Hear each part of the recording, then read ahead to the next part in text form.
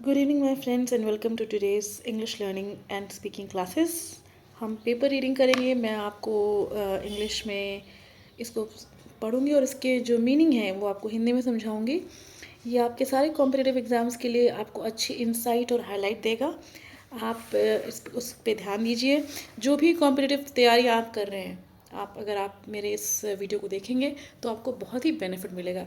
मैं इंडिया में बैठी हुई हूँ. IST है. इस समय शाम के 4:30 हो गए हैं. So for all my global students, please note that I'm speaking from IST time, so that's why it's evening time. So I'm wishing everyone a very good evening to all my global audience and all my global students. Thank you for your time. If you like our content and if you like the studies that you are going to kind of do via this video, please do like, share, subscribe and comments and show us your support.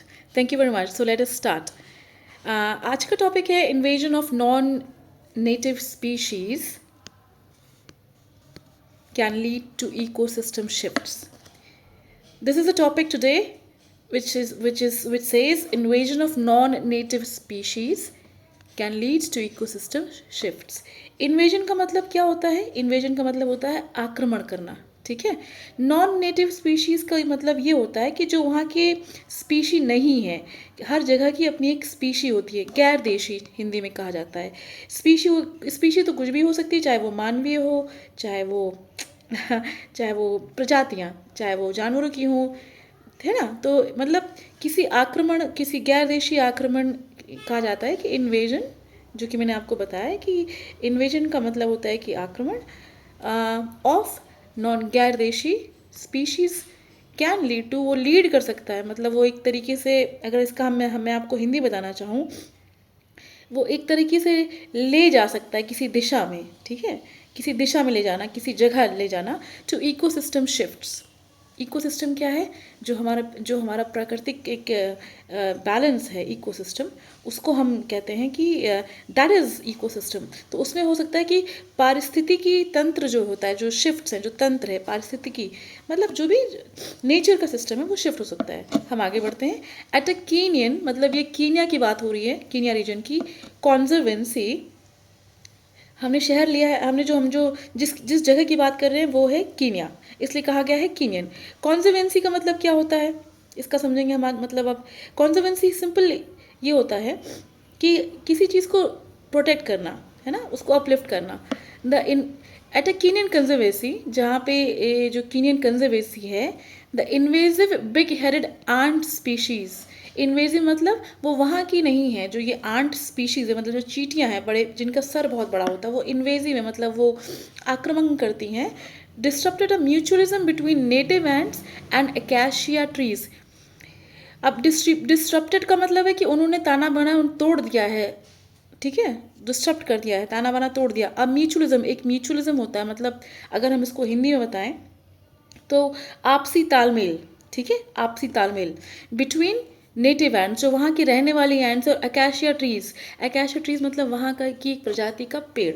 In which the native ants protected free from grazers in exchange for a place to live in. मतलब जहाँ पे native ants मतलब protected trees में रहती थी from grazers. Grazers क्या होते हैं? वो एक तरीके का आप समझ लीजिए कि वहाँ की एक तरीके की प्रजाति है. मतलब जो कैटल जैसे नहीं कहते हैं, जो ग्रेजर्स कैटल में बहुत सारे आते हैं. इसमें ग्रास हॉपर्स आते हैं, जायंट पैंडाज आते हैं, हिपोपोटामस आते हैं. तो वो प्रोटेक्ट अपने आप को करती थी कि कोई उनको, मतलब उन पे जैसे कि नेचर है कि भाई एक जानवर दूसरे जानवर को खाएगा.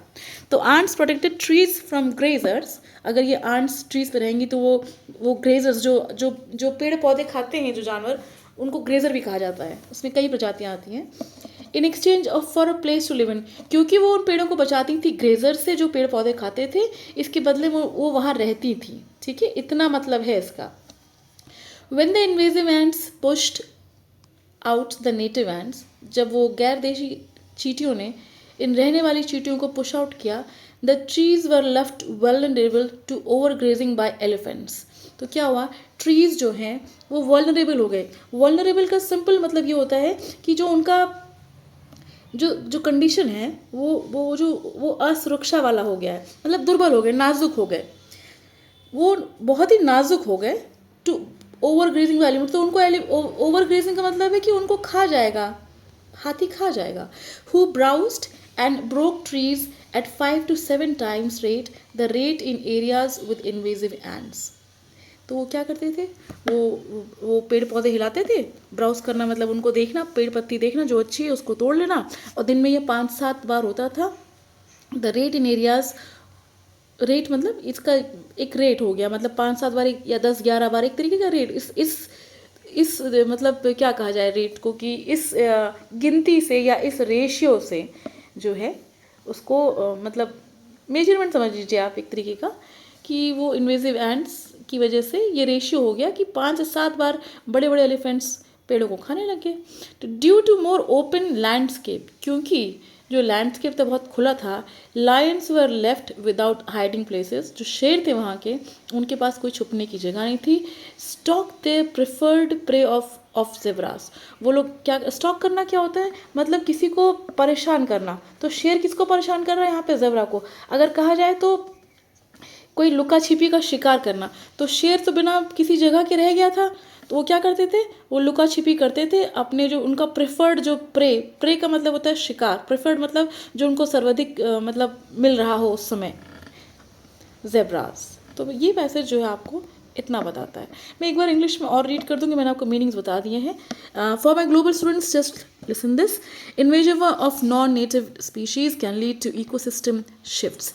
Eight a Kenyan conservancy, the invasive wig-headed ant species disrupted a mutualism between native ants and acacia trees, in which the native ants protected trees from grazers in exchange for a place to live. When the invasive ants pushed out native ants, the trees were left vulnerable to overgrazing by elephants, who browsed and broke trees at 5 to 7 times the rate in areas with invasive ants. Due to more open landscape, lions were left without hiding places, stalk their preferred prey of zebras. So this was all today. तो ये था आज का पूरा session. अगर आपको आज का हमारा ये एजुकेटिव वीडियो अच्छा लगा हो तो प्लीज़ लाइक, शेयर और सब्सक्राइब ज़रूर करिएगा. हमें सुनने के लिए बहुत बहुत धन्यवाद. Thank you to all my global audiences for listening us. If you really like the content, please do subscribe, share and hit a like button. Also leave a comment. Thank you so much.